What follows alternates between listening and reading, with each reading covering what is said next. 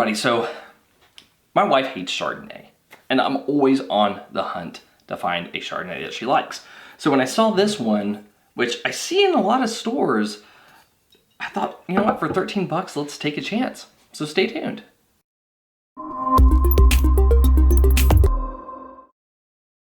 Hey everybody, this is Stuart with Wine on the Dime, but before we begin today's video, I noticed that a lot of you who watch my videos aren't subscribed.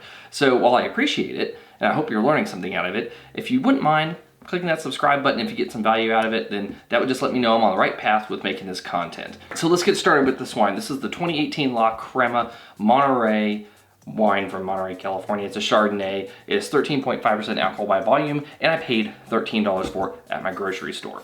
Screw top, +1. That's a nice thing. I like having screw tops. It's just a thing I like. So from a color standpoint,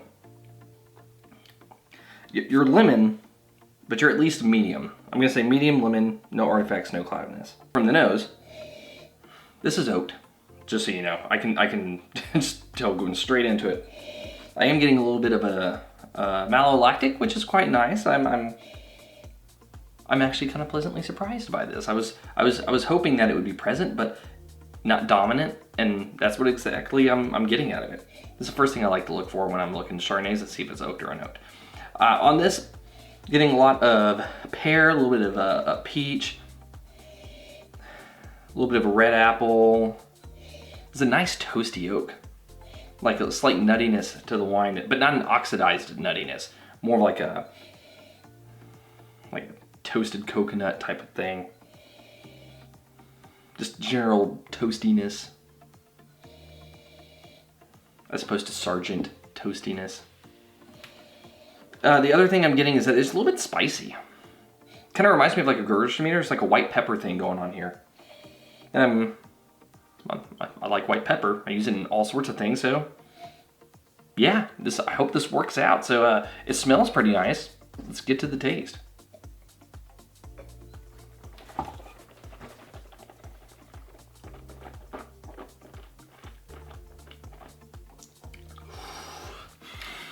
Okay, so first things first.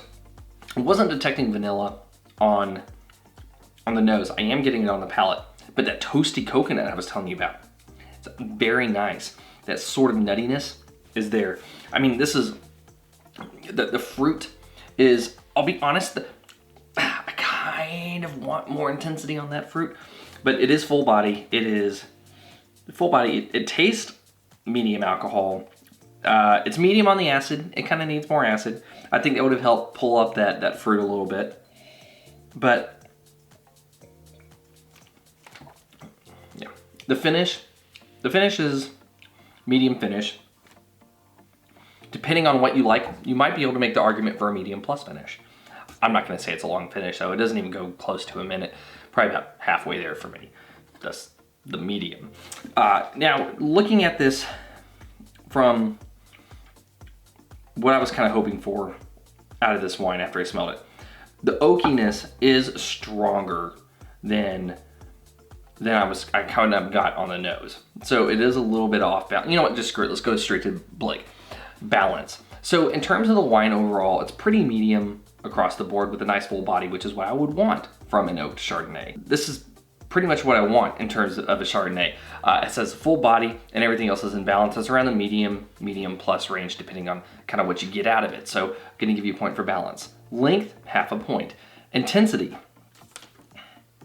The nose has some decent intensity on it, but the fruit isn't as strong as I was hoping for.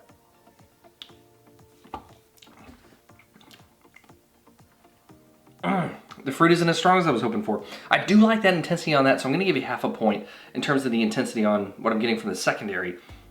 And that little bit of a dairy aspect of it, a little buttery. It is slightly buttery. And then going into complexity. Complexity,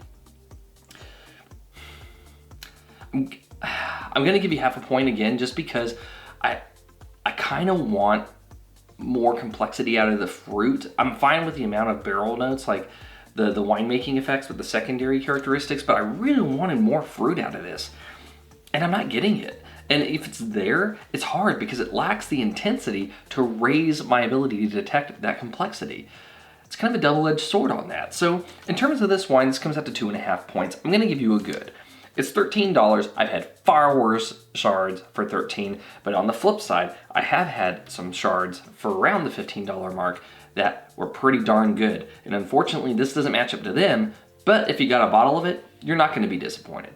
Anyway, this is Stuart with Wine on the Dime. If you like today's video, please like, subscribe, and comment. Have you had the 2018 La Crema Monterey Chardonnay? I'd be interested to know if you have. Leave a comment below, and I will see you all again soon with another episode from Wine on the Dime. Oh, and to answer the question on whether or not my wife will like it, probably not, because she doesn't like oaky shards. And I was hoping the fruit would be there enough to stop her from complaining, but it sounds like she's just gonna have to complain tonight. I'll see y'all later.